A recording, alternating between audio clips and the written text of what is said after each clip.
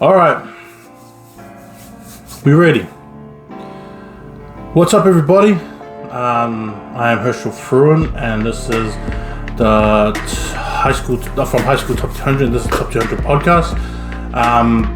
This is the Monday morning meeting done on a Tuesday, and it's done on a Tuesday because I got a little bit busy over the weekend. Got this little half office of mine, and back there I'm gonna start doing podcasts back there and just making sure that it's, I guess, as presentable as possible, which means that I don't know, see how I decorate it or whatever I put back there. I don't really know, to be honest. If you got some ideas, pass it on. But hit up Little Cabins they're in Hamilton on Duke Street. They're just behind Mama's Donuts and that, and so they're a little company that's just started up now. So look them up, Little Cabins on Facebook. I've shared some of their stuff as well when I was getting prepared for this, because I knew that they were gonna deliver this to me, which is pretty cool, because like even the area which I asked them to put it in looked pretty, I thought it was going to be kind of sketchy to get it into and a bit of a tight fit, but I guess it worked, and they made it work. And yeah, so shout out to Paul and his boys that set this up for me. Also, if you are new to this page and new to my website, hstop200.com, please like and comment and subscribe, all that other kind of stuff that you do on normal YouTube stuff. And if you go on my website, please click on the ads, help me out, and click on some ads. Don't have to buy anything, just click on some ads so that Google sees I've got people clicking on ads and things like that. So, yeah. So again, sorry that I didn't do this yesterday. For those that were asking, just got busy, but that's kind of how it is. Now that I've got this little office here, I freed up one of the rooms for my daughters, and so my daughters have both got their own separate rooms. Now that Dad's moved out to this little cabin, which is good because now I know which daughter's the dirty one and which one's the clean one. And so naturally it's my younger 5-year-old daughter who's the dirty one, and that was pretty much a given, to be honest. She doesn't clean up or anything either. So I went to a few games. I went to 3 games over the last week. That St. Paul's one was pretty interesting. I really liked that one against Gisborne boys. And Gisborne they were missing 2 people. Kian and also Ammon. Who are their 7 and 8 and their captain. And also St. Paul's was missing a few players as well. But I think if they played with full squads, I think St. Paul's will still win, but that gap won't be as big. That's kind of how I was looking at it. Because they obviously do account for a lot of scrums. Like, I think sometimes when we think of rugby and we add guys in, I think we think that it's going to equate to points when it really doesn't. It just equates to, a lot of the times, it equates more to situations. And then it leads on to something like that, where your run game gets a lot better, the defense gets a lot better. You start to crack down a lot more of attacking options. Your pods get a lot more ground more than anything else. But then when you have someone who's a kicker or someone who's a first 5 that kind of makes things a lot easier for you, that could equate more to points than anything else. But I feel with those guys that were Gisborne boys, I don't feel like they equate to points, but I think they add a lot more on the defensive side where they would stop a lot more points. Especially with Amos,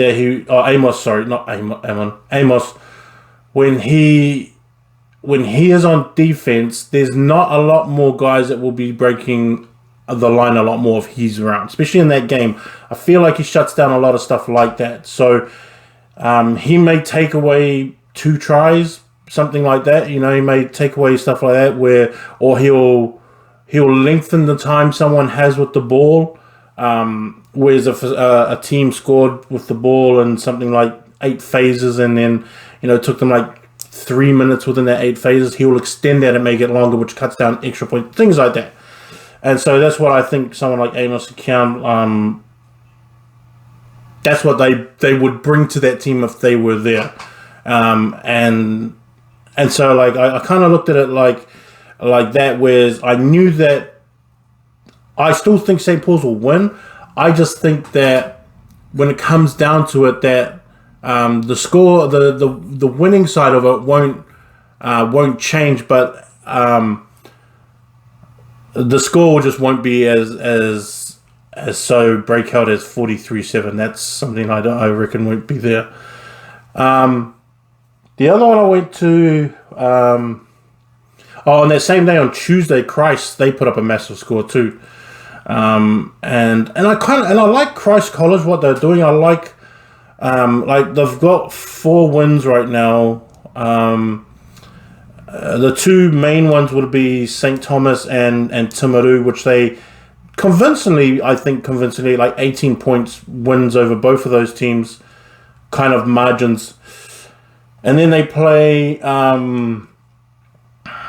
Christchurch Boys on Saturday, which is like a big game. It's a big game for them in their season, and it's a big game traditionally as well.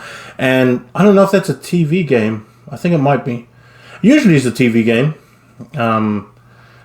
Christ and Christchurch Boys have a lot of sway, I guess, in those upper echelons kind of circles, and I don't know, that game always gets played, but it's like a good one because I like watching it. I like watching that kind of game and those 2 schools going at it. There's like some traditionals that I really want to watch every single year.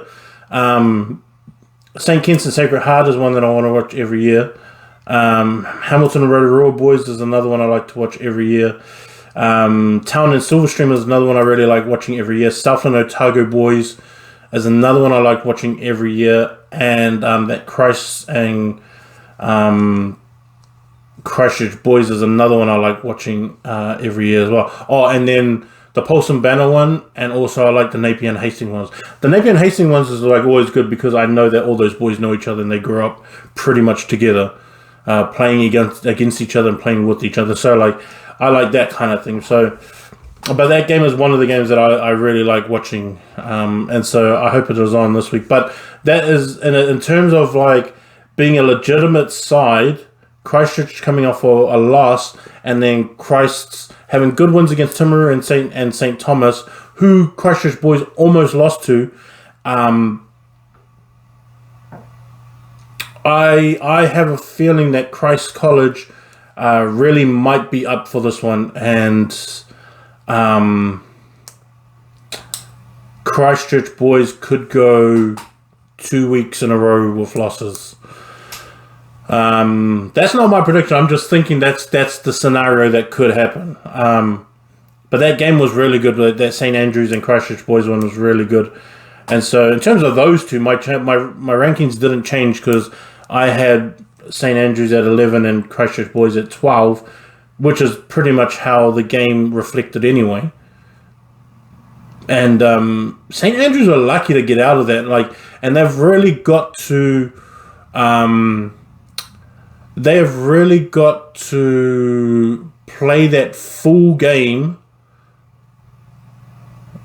or their game plan longer. Because I felt like they pulled out a bit, and they backed off because they were up, they were up. I can't remember how many points, but even the momentum of the game was fully with St. Andrews, and Stack to me maybe got a little bit too comfortable with that lead, and then Christchurch Boys just kind of dropped the hammer on it and just went gunning for them, and it almost paid off in the end. And Stack was lucky to come out with that win, but I think that if Stack can just hold that mental side of the game and just keep pushing and punching at the same time and keep their game plan going, I think they could have scored maybe another try on top of what their score was, and there shouldn't have been a threat to them losing the game, which in the end it did. So yeah, like that was just kind of a game that I got a bit. Yeah, I got a bit worried for them because they had played so good in the first half, and then if they were going to let it slip and let that game slip away, I would have been so gutted for Stack. But understood it's like, well, you guys had it. Like, you guys weren't in threat of losing it until you played that second half, and then it was only like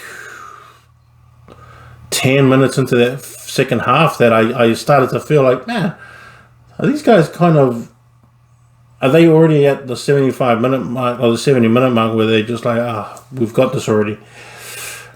So yeah, I kind of worried about it for a bit for them. I went to Rotorua Boys in Western Heights. See, Western Heights, and like everyone was laughing at it, but Western Heights, when I was at school, they had some of the best sevens teams around. They were always real competitive.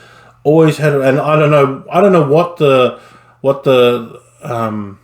shift was in Rotorua, but I guess guys just weren't going back to Western Heights that would usually go to Western Heights, and they kind of just went to Boys High, and so that 69-0, because my last year playing them at Western Heights was in 2000. Yeah, I think it was 2000. We put on a score like that against them as well. I think we scored 50-something points. But they weren't always that kind of school, and I guess it would probably be pretty hard for the old boys that were going there. Like there's a guy, Caleb Ralph, who used to go there, and he was the superstar in the day, and even going when he was in the Crusaders and that. I don't know if he made the All Blacks. I can't remember. Maybe a few games or so. I'm not sure, but yeah, he was kind of the man at that school, and they always had a lot of players that came out of there. And now it's just not the same. I don't know what it is, why they're like that now, or why they're not drawing the players back. But that's just how it is. But I did like the 6 and 8 from the 6, the 8, and one of the locks. I forgot what number he was.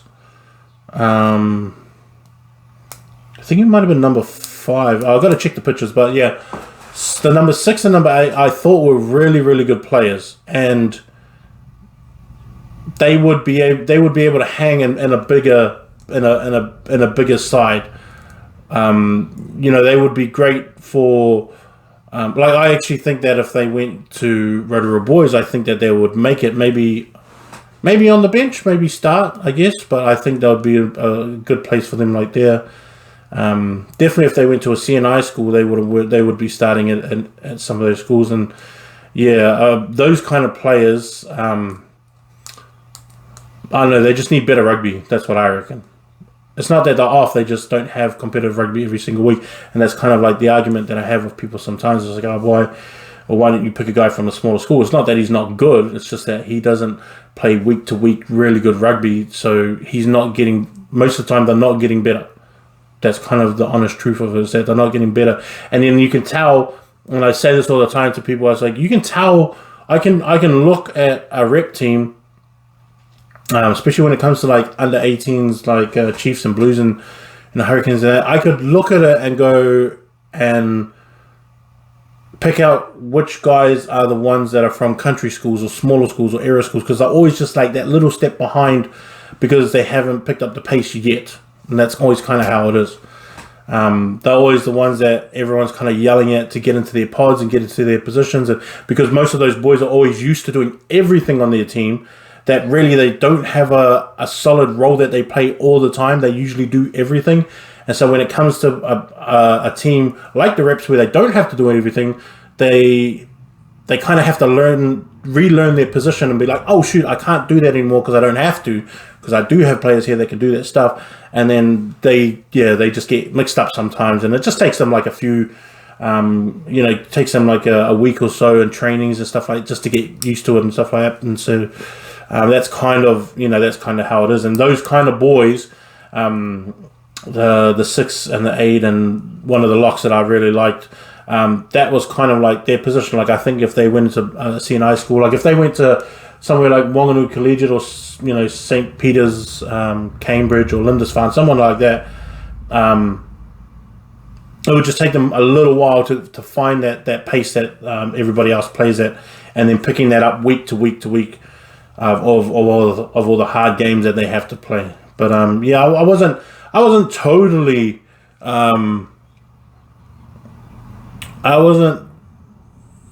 totally disappointed with what Western Heights was.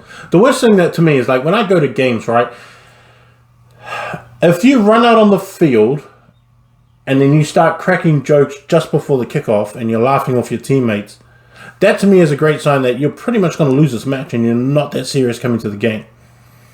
And I personally don't like teams like that. I don't like, even when you're getting smashed, and I've been in teams where we've got hammered before, but like I don't like people that give up. I don't care how big the score is as long as you're still playing. Like I remember, I think it was St. John's Hastings one time when I saw them play St. Paul's, and I wrote about it before, and I didn't care that they were getting pumped. Like I didn't care about that, but I cared about what the guys were saying on the field, which I didn't like, and that's what was more disappointing than their game or anything else like that. It was that, they had given up mentally, and then there were less guys on the field that were trying to tell everybody else, like, who cares? Let's just keep going. Let's just keep, and then the others just like, stuff that like one guy just wanted to go, I'm just going to chip kick. It was like, and the other guy was going, no, don't chip kick, pass me the ball, like that kind of stuff. So yeah, but I understand how kids can go through those kind of situations and have those feelings on the field, and because it's embarrassment, all that kind of stuff. And but yeah, that's just kind of how I take it. The other bad one, and I want to, if someone has the game, if they can send it to me or let me see it or put me on your huddle or whatever, was that Nelson and St. Thomas, because St. Thomas got pumped, man, 41-0, and that's not the St. Thomas team that started off. So either these guys they already went on school holidays and they just didn't train, or they're not used to that bus trip all the way up there, which is a long bus trip. Like, trust me, it's a long way to go for a rugby game, and to stay mentally tough that whole time. But 41-0 is not a reflection on how good or how bad St. Thomas is. Something happened. Like something mentally just happened, because I don't think that they're a team that should be pumped 41-0 by Nelson. And so I wonder what happened. I wonder how bad it looked. But from some of the guys that went to the game and they were telling me about it, there were some players on St. Thomas that they said I should look out for, and so at least that's kind of a plus that came out of it. Already talked about about Stack and Christchurch. I wish I could see that Silverstream New Plymouth game. 32-31. That's a lot of points and such a close game as well. But that one would have been a pretty good one to go and see. Even that Shirley Boys versus St. Bede's. I get more impressed with St. Bede's too, and what they're doing in there as a team. Even coming off that first loss against Stack, like it wasn't bad. It wasn't a bad game. It wasn't a bad play by them either. And I feel like they're just getting better and going to get better. And Shirley's like a really good side as well. And so, and I think there was some like controversy at the end about one of the tries, or Shirley scoring a try but not being given, something like that. Anyway, I'm gonna see if I can get that game and have a watch and see what happened. I went to Tangaroa College and Rotorua Boys just because that was like one of the closer ones to me, and because there weren't that many games on Saturday. So, that game was so like pretty much.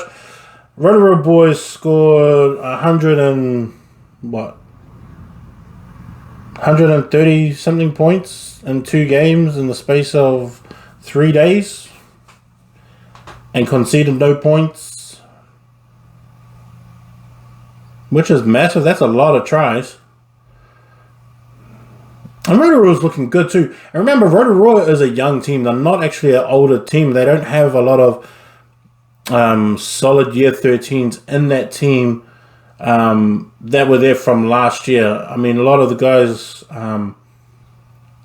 the older guys left from last year. And so they don't have that many older guys on their team. And so these are a bunch of young guys that are all going to be back next year. Like that back line pretty much can all come back next year.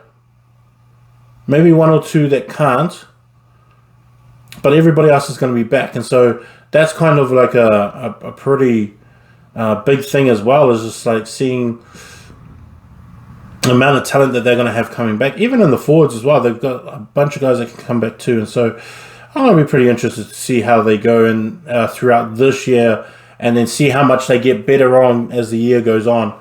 And the players as well that have just got in there. That Wesley Manurewa game was really good as well, and I like that they had the two hookers going against each other. I thought that was a pretty big game, and I mean, Manurewa is always getting better, and like I've said heaps of times before, they're in a great competition as well, where they can get that constant challenge from teams as well, which is something that they missed when they won that counties. They were in that counties Waikato one, where it was only Manurewa and pretty much St. John's, Hamilton that were really good in that competition. But now that they've moved on, it's been pretty good for them. Marlborough Boys winning over Timaru. Waimea picking up a win against Lincoln Combined, and then Rangiora beating Mid Canterbury Combined. That was kind of, I don't know, kind of saw that one coming anyway. But yeah, those are there's some good games coming up next week. Like tomorrow, I'll be going to the Hamilton Boys and St. Paul's Collegiate one. That's at 12 o'clock. And then Hastings also play. They're playing in Palmerston North. Hastings and St. Pat's Town are playing, which is going to be a really good game. And I actually think that's going to be a really close game too. I think Town is really going to push Hastings. They're really going to push Hastings in that game. Maybe I'm underselling Town a bit, but I think they're a better team than I actually think that they are. I actually think that and then with the coaching staff that they have in there, that is relatively pretty new. I think last year was their first year. I think the boys have really adapted and really accepted their roles and also the new direction in which they're going in, which is really good, because that's something that sometimes boys have trouble adjusting to, is when they do have new coaches coming through, and then all of a sudden it doesn't.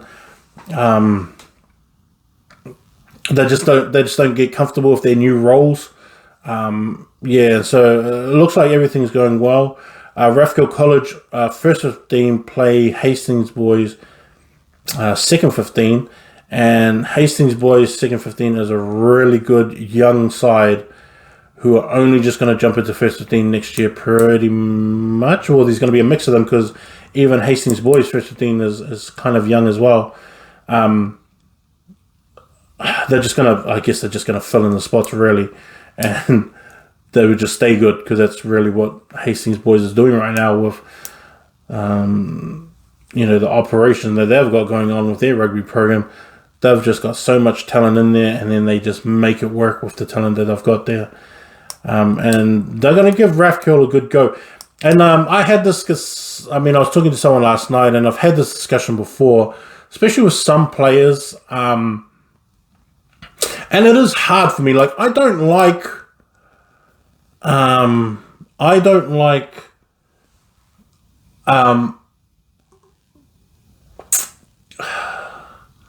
so like when you're in first 15, being in a first 15 to me means something. And and it doesn't matter what school you go to. But I remember when I was at Church College and I was playing under 16s, I think, because we didn't have an under 15s, because Church College wasn't that big of a school. We only had like 700 students. Half of us played rugby, half of us played basketball. But even pretty much all the rugby players were all basketball players as well, like even myself. But we used at under 16s, we used to play first 15s and smash first 15s as well. And then it wasn't until I got to first 15 how much it meant to be in a first 15 and what that meant. That I don't really like posting up sometimes when second 15s from big schools beat first 15s from other schools. And I was asked about this. I was like, why don't our second 15s get put in your top 100 school rankings? And I was like, well, because then first 15 schools miss out, like schools from other first 15s miss out. And in all honesty, the top 70, I would say the top 70 schools in the country, the top 70 teams in the country, I would say teams, past probably 40. In the top 50, there would be a second 15 or two. Because Hastings boys' second 15 is really good. Hamilton boys' second 15 is really good. Sacred Heart always have a really good second 15. Most of the private schools you want to see a second 15. But Christchurch boys always have a really good second 15. Silverstream used to have a really good second 15 at one point. And Rotorua boys sometimes have a really good second 15. More often than not, they do have a really good second 15. And so like all these boys' schools just have a massive amount of talent that it's almost better than your first 15 at your school. And so like if I was to do an honest and true top 100 rugby teams,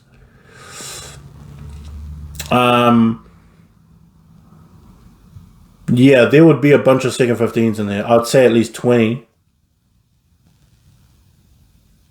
Maybe 15. Yeah, but maybe about 15. Be a solid 15, I think. Second 15s that would be better than first 15s. And I could even take it a step further and say that some under 15s are probably better than some first 15s around the country. Like Hamilton boys and Hastings and Sacred Heart and De La Salle. De La Salle have really good under 15s. Tangaroa, I think college have a really good under 15s too. You've got some big boys and they can sometimes beat out some first 15s. Which is crazy to hear. Like that's 14-year-olds beating 17 and 18-year-olds in rugby. Which is something I don't want to post. Like I would never want to post that. Like if that happened and someone goes, hey, under 15 beat this first 15, I'd be like, oh, that's cool, that's great, but I don't want to post that. Because I don't want to seem like I'm mocking someone or mocking a team or anything like that. But that can happen. It will happen, especially some of these smaller schools going against like a Hamilton boys first 15, under 15s who was always really good. Definitely under 16s can beat some of these first 15s. But yeah, like that's just something I wouldn't want to post, and that's something I wouldn't want to put up. That's why I don't add second 15s into the top 100 school rankings, national rankings, and I make it schools. I don't make it teams. If it was teams, it would be different. If it's that's why I just put schools. I don't put teams because if it was teams, then we're looking at second 15s. Yeah, and Hamilton boys might have like. Because Hamilton boys have two second 15s, one with an older group and one with a younger group. And both of those teams could beat majority of the first 15s around the country. And it's sad to... Because I'm going to put anyone on blast. I don't want to name anyone like that, but that's just some of the realities. And that's got nothing to do with recruiting or anything like that. It's just that school really wants to win and really wants to do great at rugby, and they have the talent, they have the coaching on all those levels. They have the coaching, and that's the other important thing. And that's what I like about schools like Sacred Heart and Hastings now. This is what Hastings is now, not what they used to be. Silverstream also like that too, and Christchurch Boys is where they have a lot of really good coaches come in and then coach boys from the young age how to do things properly, skills wise, and make sure that all the kids are versed up on what their position roles are and what their core roles are, and then kids just take it on until they get to first 15. And so, like, you get all these successful first 15s around, and they just got a bunch of players that are all out there that know how to do it. And you have an injury, you just have another kid there who does the same exact thing. And yeah, and I put that down to coaching. That's why I think that our country is so good at rugby, and it's got to do a lot with the coaches in the country. They just find the kids and they say, this kid can do this and he's great at this, and we'll just teach him how to, I guess, dominate with what skills that kid has. And so and I give a big shout out to those coaches who have gone through those, all those coaching courses, and Iran's has got a lot to do with it as well, and the way that they do the courses and have the quality coaches in to come in and coach coaches, and that's why they get so much international guys coming down as well, coming to get coached up by our coaches, because Murray Mixted knows what he's doing down there, and it's pretty much proven right by the fact that we have so much kids in New Zealand that are dominating at such a young age. Like, and any guy that around my age, from 32 to 40, 42, 45, they will tell you that kids nowadays would smash us when we were back at school. Technically smash us, not like physically, because when I was playing, there was a bunch more fistfights than what they have now. They have a fist fight now, but technically they'll smash anything that we had back in the days. And that's down to probably the guys that are my age now, learning how to coach and then taking it to these kids and going, like, this is how you do it. This is how we used to do it, and it doesn't work anymore. It doesn't work as well anymore, and this is how we do it, and this is how we can adjust. And now we got these superstar kids like that are now just doing great stuff. Like even our international kids that come down, like Shin Miyake was down here, who went to Christ, and now we got Takahashi over at Rotorua Boys, and even with Anton at Nelson last year, and then now you got Fabian Holland, who came last year to Christchurch Boys, and now he's a 6'8" monster who's skill wise is really good right now. It's like that kind of thing. And that to me is put down to the coaching that these kids have got. They didn't come down here and then they were just automatically, superstars. They came down here and then the coaches saw, okay, this is what we do. This is what this kid is good at. He's fast, he's strong, he's great over water. Let's just fine tune this and then, attach that to his natural ability, and then we'll go off that. And it's funny too, because like there's a lot of natural ability in New Zealand, especially with the bunch of cultures, the different cultures that we have, and then our coaches just know how to coach that. And it's really interesting to watch our coaches go through that kind of stuff and seeing these boys, because then they have the white kids, and they have the Samoans and Tongans, and then they have like these Europeans, and then if you're over in the North Harbour, now you got these Russian kids and then these South African kids, and then we got kids from all over the world trying to come here. Now we got Japanese kids as well, and then the coaches just do it, and they go, okay, this is how we do it. Shin is another kid over here at Hamilton Boys who I've seen for a few years now, and he's done really good. He's done really good for I guess what he came as at first. He's just a talent. And then they've just made him into something like even Takahashi is another one, a big prop like that, who's come down too, and he's just a monster now. He's a monster, and he's really dominant. He's a dominant player. And I wish we'd get more forwards from Japan. Like, we get a lot of backs, but I wish we get some more forwards. Like, I want to see some locks and blindsides and props and hookers and that come in and see what they can do down here too. And I mean, if they took out like Takahashi as well, man, like, keep sending them. I don't even care that they go back. Like, cool, go back. It would be cool to see them in the under-20s as well. I think Jun and Shin Miyake, I think they both made Japanese under-20s this year, which was supposed to be this year. And Jun was out was it Junta? He was at Rotorua Boys. And then obviously Shin down at Christ's. And there was that other Japanese boy that played for Christchurch Boys on Saturday too at centre. I mean, he had a little bit of problem too, trying to mark over Issy, but I mean, he did good too, man. Like, not a lot of people can mark up with Issy Samaki as well. So, like, props to him and doing what he could do. But yeah, this, like, I think that, because I was thinking about this before, right?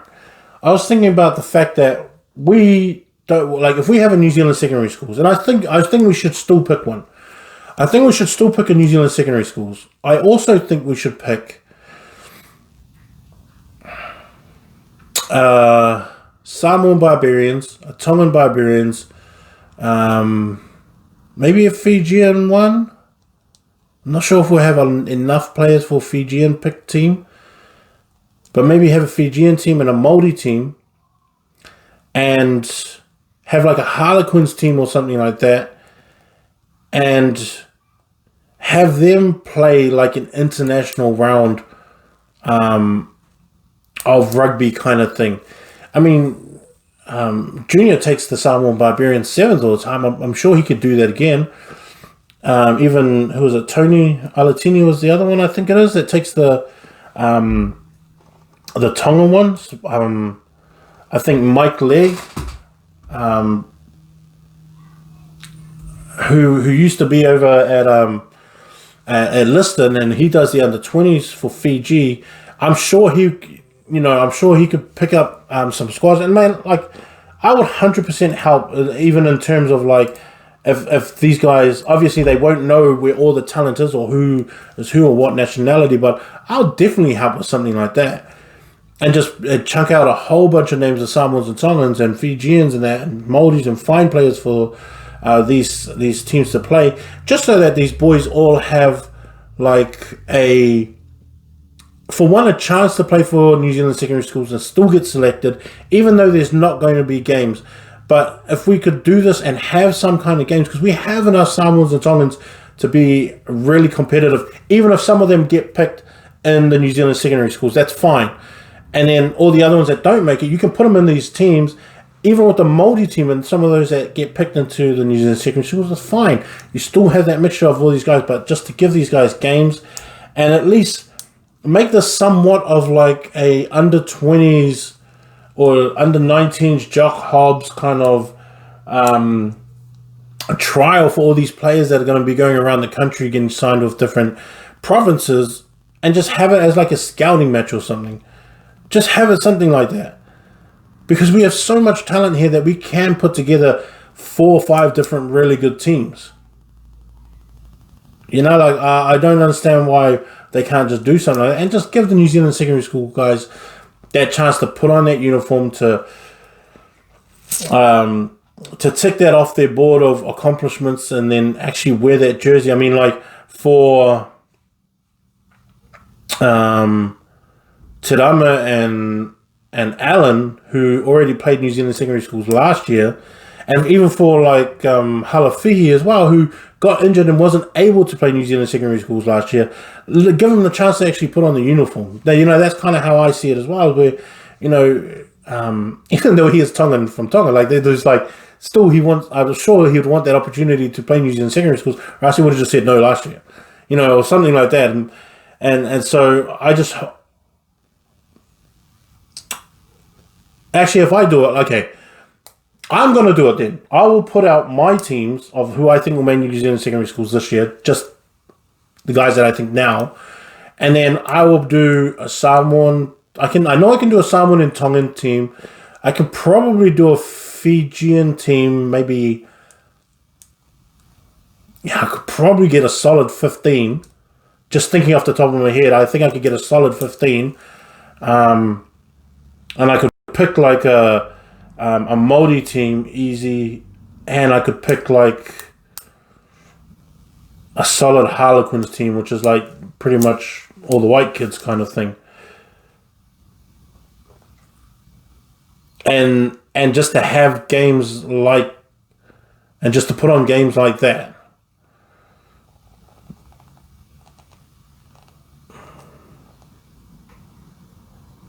Yeah, I think I could do something like that. Or maybe just have like the overseas squad with the Fijian side, or something like that. But I'm sure I could put it together myself. And I'm sure you could find sponsorships and stuff like that, all for the kids, so you can have a game, or just something there, man. I just feel, because like kids have this, they have this on their goals for the beginning of the year. No one knew Corona was going to hit like this. If you're following, I learned about coronavirus in the end of December, January. But no one knew it was going to be kind of like this. And the only reason why I knew about the coronavirus in December, and I heard it in December only because of the basketball players that were playing over in China were talking about it. And that was the only reason why I knew.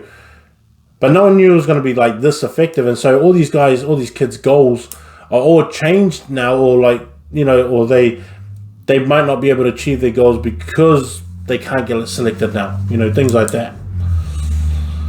But yeah, I know there's got to be something like that. There's got to be something like that.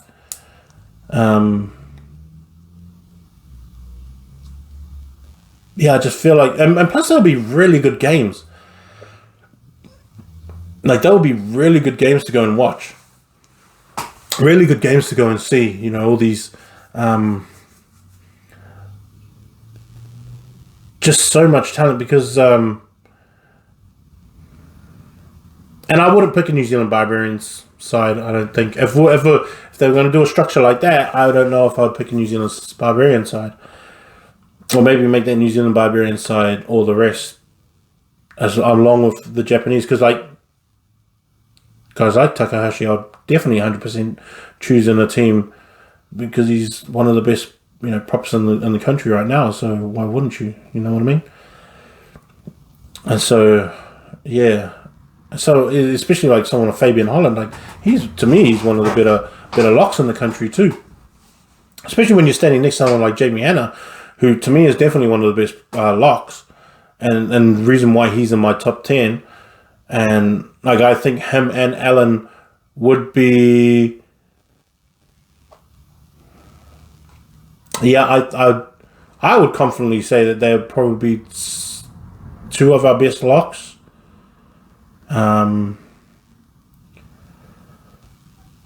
Taylor Cahill from Shirley Boys, he'll probably be another one. And he's only year 12. But yeah, there's some good locks around. Young ones too, like I like that kid Casanova from De La Salle. He's another good kid that is a lock and tall, and he's only year 11, but he's just really good, solid player. Right now, that Matt Monahan from Kings? He's another one that I really like. I think that he's a really good lock as well. And sort of like an up-and-coming lock. The other kid from Sacred Heart, I think was another one. I like the two locks that are from Mags. Kason Kingy, I think his name was. And, sorry dude, I forgot your name. But those two I really liked as well. I thought they were really good locks. Jamie Kyer's good lock as well, from Stack. He's one that was pretty impressive. And obviously all those... what's his name from New Plymouth Boys, who's a Cole Slater. He's just come back, him as well. He's another one as well. Like there's just a bunch of these kids that are really good locks who've come back, but I mean, like, yeah, we just got too much talent. I'm sure we could find some kind of way that we could, get all these guys together and play in these games. And I'll put out my list. Maybe I'll do it tonight, put it out tomorrow, something like that. But I mean, that's just my idea. I don't know what they're going to do. I mean, everybody else knows they don't ask for my opinion on stuff like that. So I just put it out anyway. I don't really care what they say. But that's just my opinion and what I think they can do. What they can do as a union. But who knows? I don't know. They'll have something, I guess. Yeah. Man, there was some other stuff I wanted to talk about too, but yeah. The year 12 should be out tonight. The top 100 year 12 should be out tonight, and there's there's some movement. Like there is some movement. There's not going to be a lot. There are definitely some players that are going to be going up because I've seen, and this is like the value of seeing tape, and this is why if you add me to your huddle, and so I can watch your guys' games. There are definitely kids that are moving up because I've seen their games. So that's like that's kind of the advantage that you have in that way, is that if I see your game and I see you play and you're killing it, then most definitely you're gonna be moving up.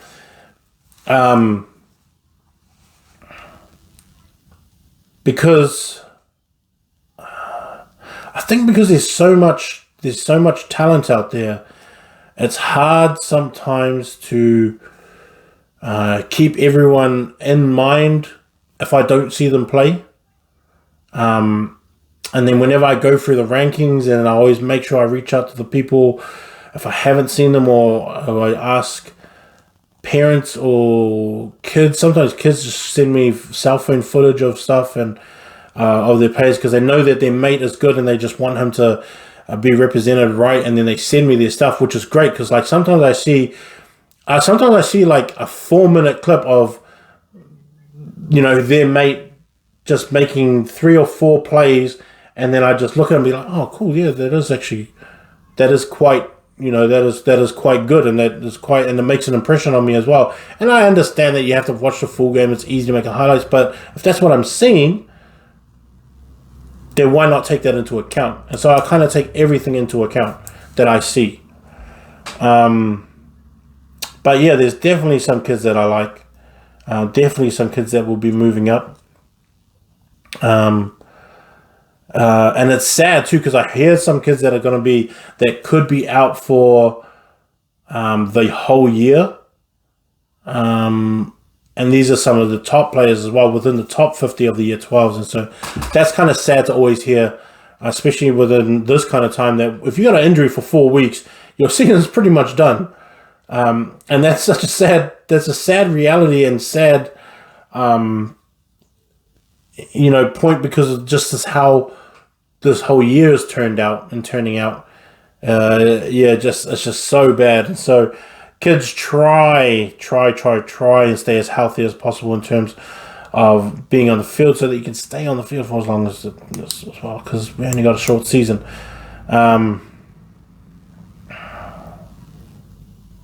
But yeah, I was just looking through some of these names, and a lot of these guys I like a lot. And so there's a lot of them. There's not a lot of them, but a few of them that are going to be moving up. Some of them that I've seen really outplay some of the opponents, and so they're going to be jumping up a few spots, some of them as much as maybe 15 spots, just based on the stuff that I've seen of them. And so that's always like a great indication for me to actually take into account all those kind of things. I actually want to see Rosehill, because I want to see what this kid Issy is like. Issy Taimi Kovi, who's a centre, plays for Rosehill College. I have him ranked too, and that was just based on some trainings that I saw of him as well, in the under-17 Chiefs and also with the under-16 counties. I want to see this kid Hendrix Taylor. I want to see some of him. He's Christ College. Even the guy Koha Mahanga, he's another one that I really like, the hooker from Whangarei Boys, year 12 kid. He's another one as well. I really like Lamont Palmer from St. Peter's. He's another kid I really like. Toby Crosby from Silverstream. He's another guy I want to see what it looks like this year. James White played really good. I really liked what he did in his game just over the weekend. John Horua is the fullback for Rotorua Boys, and he's sharp. And he really should be year 11. There's a bunch of these guys in the year 12 who are ranked really high that actually should be year 11. And it's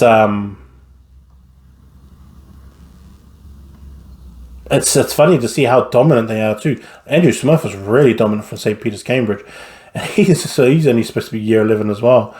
Patrick Moimoy as well from the second five from De La Salle.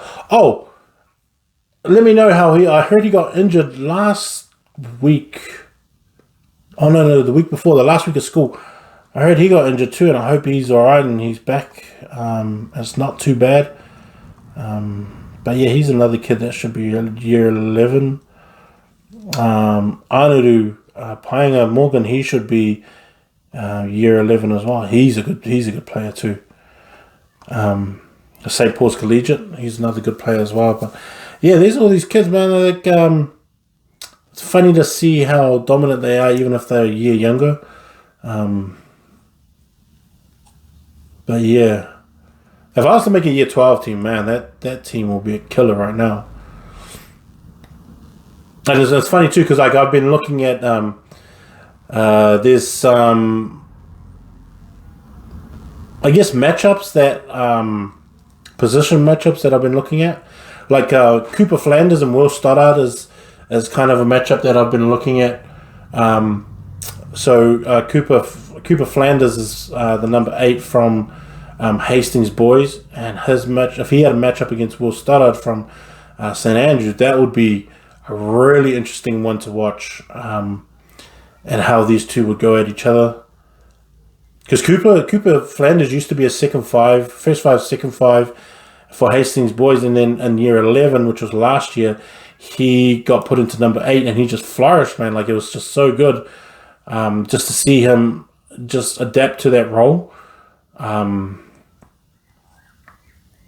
yeah, and then now you see Will Stoddard and how big and massive he is, and so versatile and mobile for a big ass dude who's like 6'4", 6'5", kind of like. And just seeing what they could do. Obviously the Dawson Smith and Taha Kemara will be a good one to watch. Jeremiah Asi from St. Peter's. And this is actually one that you can actually watch.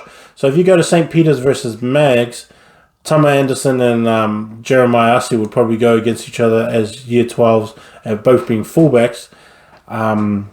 Both of them great attacking players. Really good attacking players. And so I think that one will be a pretty fun one to watch. And the other ones I was looking for that I thought would be pretty good. Because there's a few... the blindside ones. So, like, Torian Barnes, I would want to see him go up against Shay Clark. Like, I already think Shay Clark this year should be a New Zealand secondary school player. And Torian Barnes, who plays for Stack, he's the one that he got a yellow card in the Stack game, but he is, even the way that he's come back and the way that he's built himself, his body, even his body type is different from me seeing him last year. Obviously, as a year 11, he's going to grow when he's year 12. But just his body and the way that he's physically shaped and the way that he's physically gotten bigger, and then he's come out and actually put it into action and he's just killing it right now, then I think that would be a good matchup with him and Shay Clark. Oh man, is that the ice cream shop? Damn, my daughters are going to come and ask me for some ice cream. Alright, let's wrap this up then. Because my daughters are going to be doing sign language outside of my house trying to get me to hurry up so they can buy some ice cream. But yeah, everybody, please like, comment, subscribe to this page, pass it on, share it with other people who want to watch First Thing Rugby or keep up to date with what's going on. Please jump on, if you jump on my website, hstop200.com, and then click on some ads so I can get paid by some Google people. And yeah, shout out to Lil Cabins, Duke Street in Hamilton.